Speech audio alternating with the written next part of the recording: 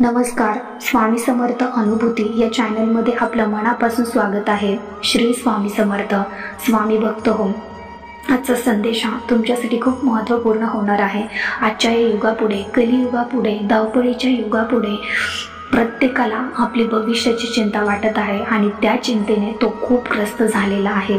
काय करावं काहीही सुचत नाही आहे आणि म्हणूनच ही चिंता प्रत्येक वेळेस आपल्याला छळत आहे. त्याचा आनंदाचा क्षण हिरावून घेत आहे. पण त्या मनुष्याला समजायला हवं की उद्याची चिंता करण्यामागे आजचा दिवस का वाया घालवतो आहे आपण. आजचा दिवस आपल्या हातात आहे कामासाठी, कष्टासाठी आणि स्वामींच्या सेवेसाठी. आणि आजचा हा दिवस जर भरभरून जगलो, स्वामींचे चिंतन केले तर निश्चितच आपले भविष्याची चिंता सुखरूपच जाणार आहे. परंतु ही चिंता मात्र सतत भेडसावत असते आणि म्हणून चिंता करण्यामागे प्रत्येक व्यक्तीला एकच सांगावेसे वाटते की चिंता सोडा आणि फक्त स्वामींच्या नावाने स्वामींचं नामस्मरण करत राहा. आणि मग बघा तुमच्या चिंतेला स्वामी कसे दूर करतात, तुमच्या चिंतेची चिता कसे पेटवतात. स्वामींनी कष्टाबद्दल एका क्षणात कसं करतात ते फक्त स्वामींकडे बघण्याचा दृष्टिकोन सकारात्मक. आजचा संदेश जर ऐकायचा असेल तर शेवटपर्यंत आवर्जून बघा आणि स्वामीमय होऊन जा. स्वामी आपल्या भक्तांना सांगतात, लबाडी करणे म्हणजे तो एक आशीर्वाद, तो एक अखंड चादर आहे. ती तोंडावर ओढली की पाय उघडे पडतात आणि पायावर ओढली की तोंड उघडे पडते. म्हणून मनाने आपल्या आचाराशी आणि विचाराशी प्रामाणिकच असायला पाहिजे. तुला जे भेटले आहे आणि भेटणारच आहे तो एक प्रकारचा आम्ही दिलेला प्रसादच आहे. म्हणून त्याचा आनंदाने स्वीकार कर. अरे कधी कधी तुझ्या मनाप्रमाणे गोष्टी घडत नाहीत आणि म्हणूनच तू चिडचिड करतो आणि लबाडीचा मार्ग निवडतो. पण एक गोष्ट मात्र लक्षात घे, तुझ्या मनाप्रमाणे गोष्टी घडल्या नसल्या तरीही तुझ्या भविष्याच्या हेतूने तुला जे काही देणार आहोत ते योग्यच देणार आहोत. आणि म्हणूनच मनाप्रमाणे गोष्टी घडून आणण्यासाठी जाणून बुजून लबाडी करू नकोस. लबाडीने कुठल्याही गोष्टी मिळवल्याचा प्रयत्न करू नकोस. नेहमी एक लक्षात ठेव, तू जन्माला आला तसा एक दिवस संसाराचा निरोप देखील घेणार आहेस.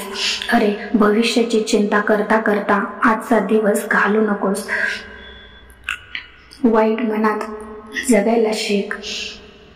अरे भविष्याची चिंता करण्यापेक्षा तू आमचे चिंतन कर आणि आजच्या दिवसामध्ये भरपूर मेहनत घे, भरपूर कष्ट कर आणि घे. नकोच तुझ्या कष्टाला योग्य तो न्याय देण्याचं काम. आणि बघ तुझ्या कष्टाला योग्य तो न्याय देण्याचं काम आम्ही करू. इथे प्रत्येक गोष्टीचा आस्वाद घे, पण त्यात अडकवू नकोस. आमच्या नामाशिवाय इथे काहीच शाश्वत नाही. सगळे काही क्षण भंगूर असणार आहे आणि म्हणूनच मोहात अडकू नकोस. एकटे जगण्यासाठी देखील स्वतःला तयार कर, कारण तू ज्यांना तुझ्या समजतो तेही हळूहळू बदलतील. आज तू त्यांच्यासाठी महत्त्वाचा असू शकतोस, पण उद्या कदाचित तुझी जागा दुसरी कोणीतरी व्यक्ती घेऊ शकते. आणि म्हणूनच कितीही प्रयत्नातून प्रिय असणाऱ्या गोष्टीला सोडण्याची वेळ आली ना तर त्यांना निरोप हवा. अरे मग ती वास्तू असू दे किंवा नाती असू दे, त्याचा त्याग करायला शिक. कधी कधी किनाऱ्यापर्यंत साथ देणारी माणसे आणि मध्येच साथ सोडून जाणारी माणसे देखील तुला भेटत असतात आणि म्हणूनच दोघांमधला फरक काय आहे ओळखायला शिक. पण अरे ओळखता तुला उशीर होतो. तुझे जे होते तुझ्याला कोणीही राहत नाही. तुझे होते ती फक्त फसवणूक आणि छळ. म्हणूनच तुला सांगतोय, अरे स्वतःच्या मनातले सांगायला आणि भावना व्यक्त करायला घाई करू नकोस. प्रत्येकाला तुझ्या भावना सांगत बसू नकोस. तुला जर तुझ्या भावना व्यक्त करायच्याच असतील आणि तुझी व्यथा सांगायचीच असेल तर तू आमच्याजवळ ये. अरे आमच्याशिवाय तुझ्या हक्काचे असे कोणीही नाही. तू लवकरात लवकर मान्य कर, कारण तू जेवढे लवकर स्वीकारशील तेवढे आमच्याजवळ येशीलच. परंतु तुझं जो काही भविष्य आहे तो सोनेरी होणार आहे.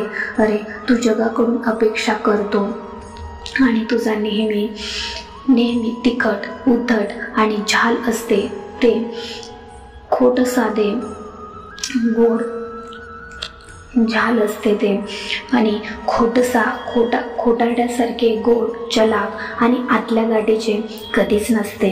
म्हणून सत्याची वाट कधीच सोडू नकोस. सत्याची वाट थोडी कडतर असते, पण ही सत्याची वाट तुला तुझ्या ध्येयापर्यंत घेऊन जाते आणि आमच्यापर्यंतही नेऊन पोहोचवते.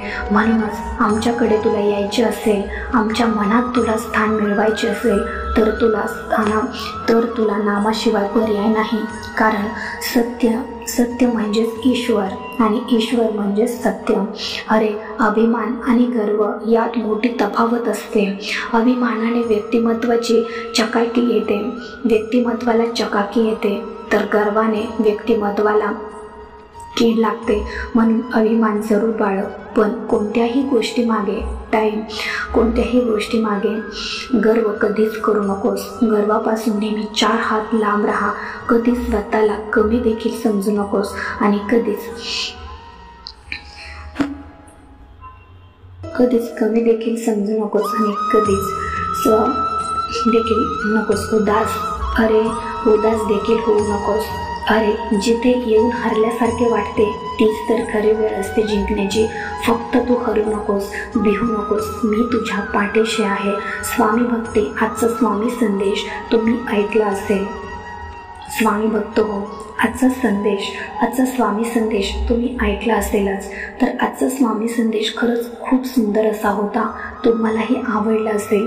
तर आजच्या संदेशात एकच शिकायला मिळाले असेल की आपल्या आयुष्याच्या जगात असताना, आपले आयुष्य जगत असताना आपले कर्म चांगलेच ठेवायचे आहेत.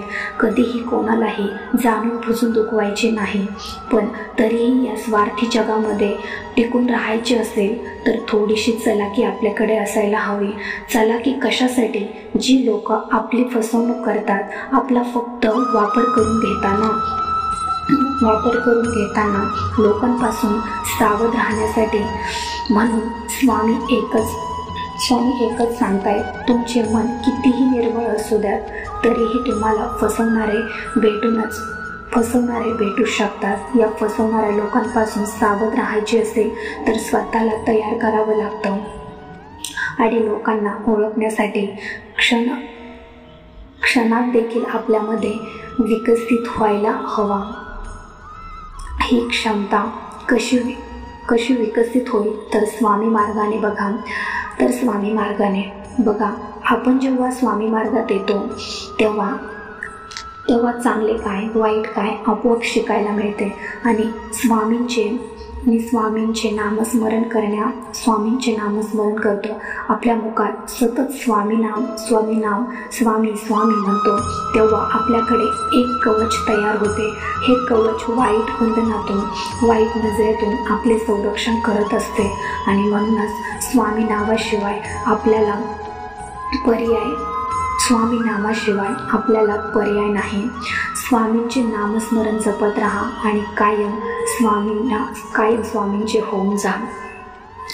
तर स्वामी संदेश घेऊन आलेली आहे. स्वामींना एकच गोष्ट सांगावीशी वाटते, ती अशी: वेडीवाकडी माझी सेवा स्वीकारावी स्वामी देवा, वरदहस्त नित्य मस्तकी ठेवीचा अंती विनंती. श्री स्वामी राया. स्वामी भक्त हो, आजचा संदेश जाणून घ्यायचा असेल तर एक छोटेसे लाईक, सबस्क्राईब करा.